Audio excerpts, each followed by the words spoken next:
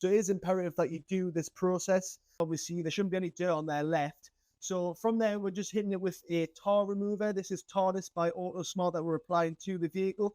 And the vehicle, with regards to kind of tar, didn't have that much tar on it. And we've got the option here to basically clear bar the vehicle or just kind of go around it with TARDIS. And since it didn't have that much contamination left on the paintwork, we decided to make it a little bit easier for ourselves and only hit the vehicle with TARDIS. Obviously, all the iron deposits have been removed, all the tree sap, everything like that from the roof has been removed. It didn't really have much on.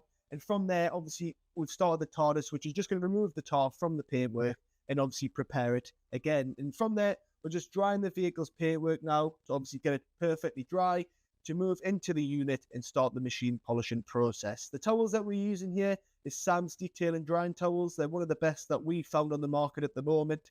And we just go around every single surface here, trying to get it as dry as possible. But from there, we're then going to use an air compressor when we pull it into the unit to remove any water that may be left in all the crevices of the kind of bodywork of the vehicle, just so that when we're machine polishing, there's not going to be any water dripping down into the polish and obviously affecting the way that we're paint correcting.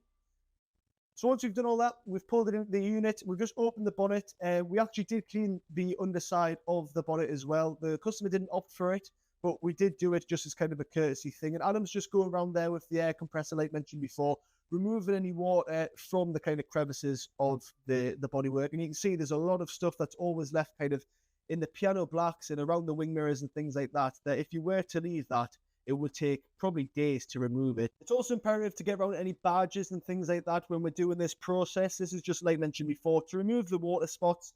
You don't want any water kind of drying, just because all the kind of chlorine and things and the minerals in the water can leave water spots on the car. And obviously we're trying to achieve a very wet and glossy look and a perfect mirror finish to the vehicle for when the client picks it up. So it is imperative that you do this process.